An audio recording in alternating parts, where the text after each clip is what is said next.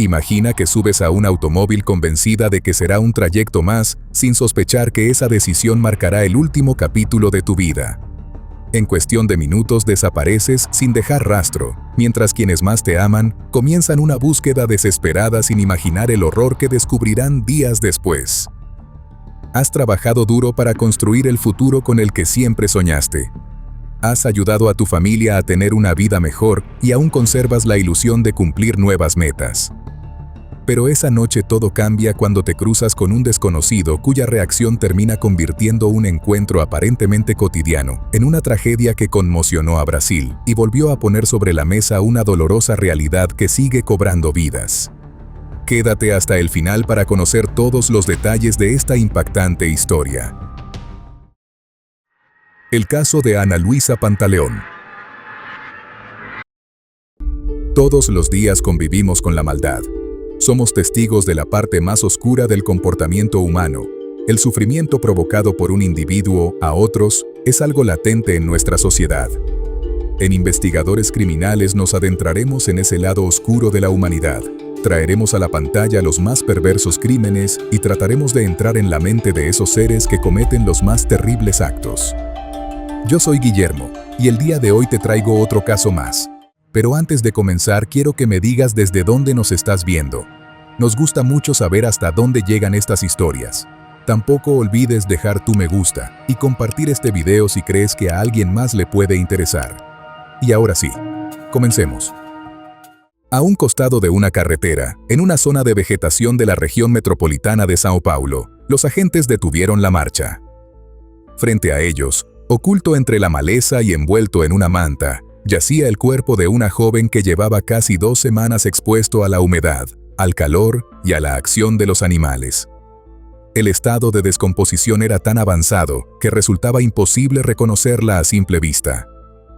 Aunque el rostro ya no permitía identificar a la víctima, las prendas que aún conservaba coincidían con la descripción de la ropa que llevaba puesta una joven desaparecida días antes. Aquella primera coincidencia hizo pensar a los investigadores que, probablemente, habían encontrado a Ana Luisa Pantaleón. Poco después, un examen de ADN confirmó que, efectivamente, se trataba de la joven de 19 años que era buscada desde hacía casi 2 semanas. Lo más perturbador era que la persona que condujo a la policía hasta aquel lugar no era un testigo ni alguien que hubiera encontrado el cuerpo por casualidad. Era el mismo hombre que había estado con Ana Luisa durante sus últimos minutos de vida. Pero para entender cómo terminó revelando el sitio donde abandonó su cuerpo, primero hay que conocer quién era Ana Luisa y qué ocurrió antes de que desapareciera. Ana Luisa Pantaleón nació en Pão de Açúcar, una ciudad del estado brasileño de Alagoas. Vivía junto a su madre y mantenía una relación muy cercana con toda su familia. Quienes la conocían aseguraban que era una joven alegre, cariñosa y con grandes aspiraciones para el futuro. Ana Luisa era una mujer trans y desde que decidió iniciar su transición, recibió el respaldo absoluto de sus seres queridos. Su madre, su abuela y sus tías la acompañaron durante todo el proceso, apoyándola en cada decisión. Para ellos, lo único importante era verla feliz, por lo que nunca dejaron que enfrentara ese camino sola. Con apenas 18 años, convencida de que podía construir una vida mejor, tomó una decisión que cambiaría por completo su destino. Dejó atrás su ciudad natal y emprendió un viaje hacia São Paulo en busca de nuevas oportunidades. Ana se instaló en la ciudad de Jandira junto a una amiga y comenzó a vivir en una pensión donde residían otras 12 jóvenes. Muy pronto hizo nuevas amistades y empezó a adaptarse a una ciudad mucho más grande, con la esperanza de alcanzar la independencia económica que tanto deseaba. Aunque su familia hubiera preferido que permaneciera cerca de ellos, respetó su decisión y le recordó que siempre tendría un hogar al cual regresar. Ana mantenía un contacto constante con sus seres queridos y nunca dejó de pensar en la forma de ayudarlos económicamente.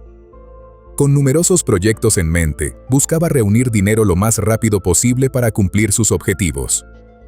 Con el objetivo de reunir dinero rápidamente, Ana comenzó a trabajar como escort. Aunque era una decisión difícil, tenía muy claro para qué quería hacerlo. Su mayor ilusión era estudiar arquitectura y al mismo tiempo había recibido una propuesta para trabajar como modelo en Europa. Vivir en Europa representaba una oportunidad enorme, pero antes quería cumplir otro objetivo mucho más personal. Después de ahorrar una importante cantidad de dinero, regresó a Alagoas y compró un apartamento para que su familia pudiera vivir en un lugar más digno, uno de los logros que más orgullo le generaba. Tras comprar el apartamento, Ana permaneció un tiempo junto a sus familiares, especialmente porque su bisabuela atravesaba problemas de salud y deseaba acompañarla. Cuando la situación se estabilizó, regresó a São Paulo para continuar trabajando y seguir organizando sus planes. La noche del 3 de septiembre de 2023 salió con 2 amigas de la pensión para pasar un rato juntas. Sin embargo, antes de que terminara la salida les comentó que estaba cansada y que prefería volver a casa para lavarse el cabello. Sus amigas la dejaron en una parada de autobús de Jandira alrededor de las 2:10 de la madrugada. Fue la última vez que la vieron. Después de aquella madrugada nadie volvió a tener noticias de Ana. Pasaron los días sin que respondiera llamadas o mensajes, algo completamente fuera de lo habitual. Ante la falta de información, sus amigas comunicaron la desaparición a la familia el 6 de septiembre. Su madre, su abuela y otros familiares viajaron desde Alagoas hasta São Paulo para participar personalmente en la búsqueda.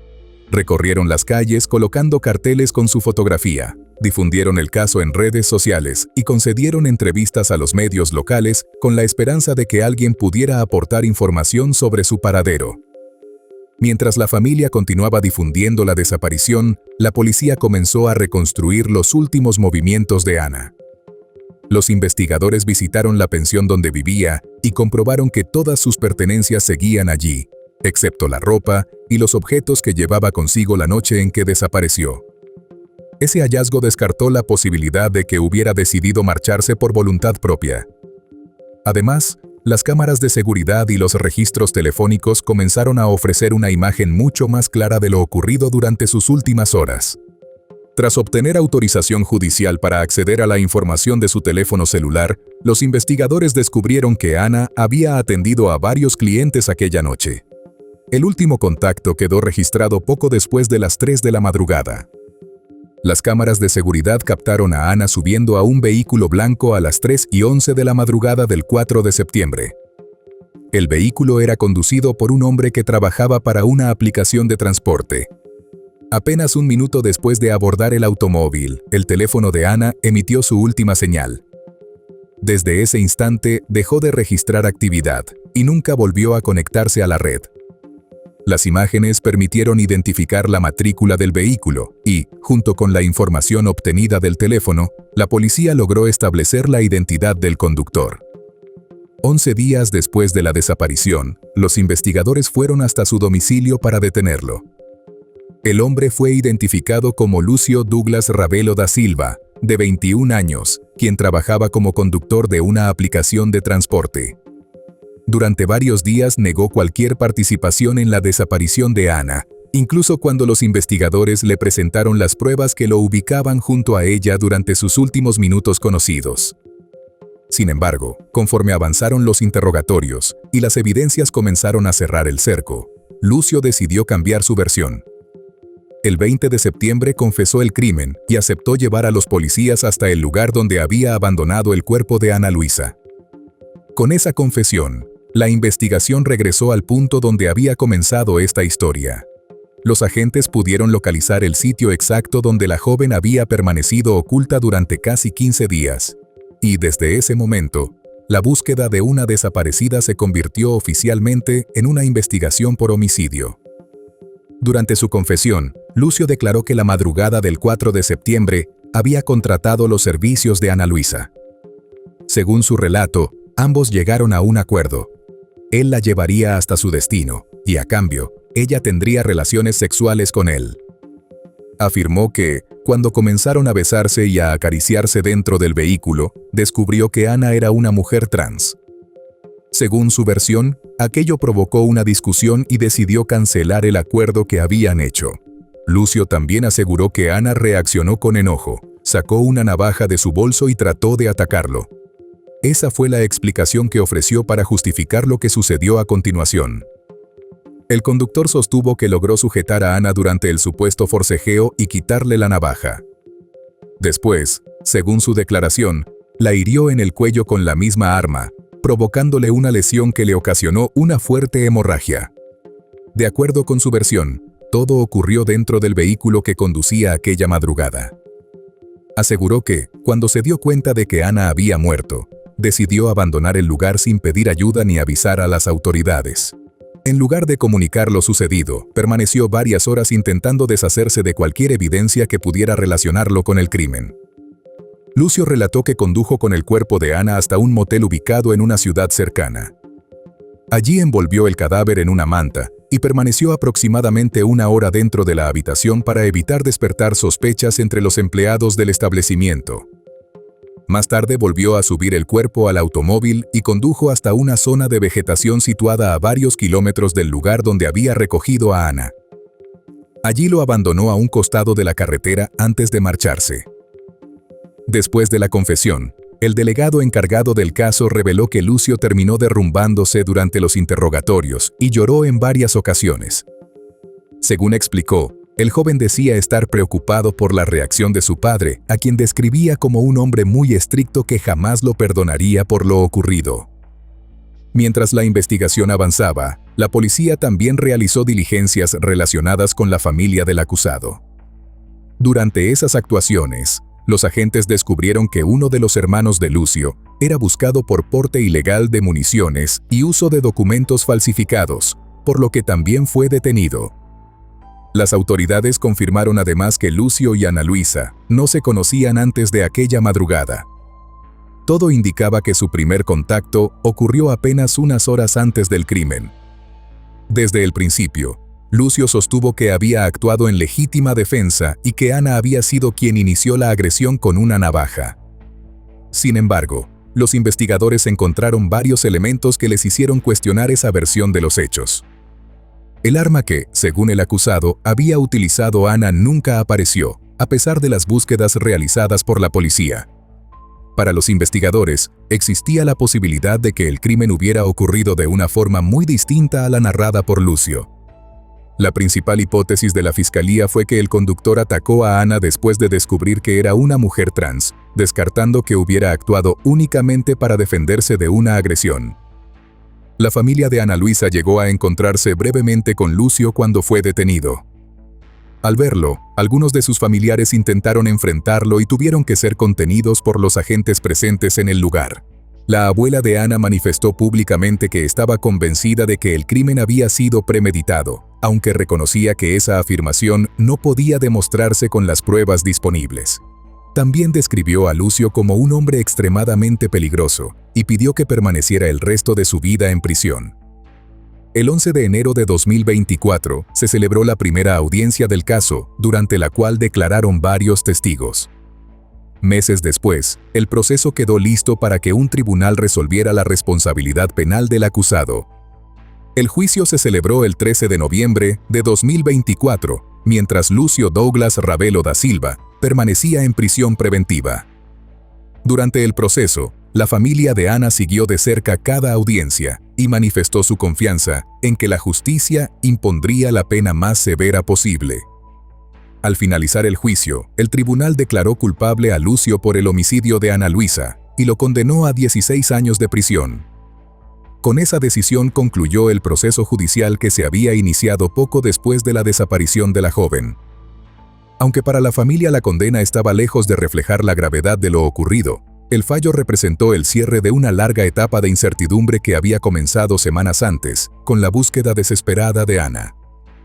El sufrimiento de la familia no terminó con la identificación del cuerpo ni con la condena del responsable. Después de concluir los peritajes forenses, aún tuvieron que enfrentar un largo proceso para conseguir la autorización que permitiera trasladar los restos de Ana desde São Paulo hasta Alagoas. Los trámites demoraron casi un mes y obligaron a la familia a asumir gastos que no podían cubrir por sí solos.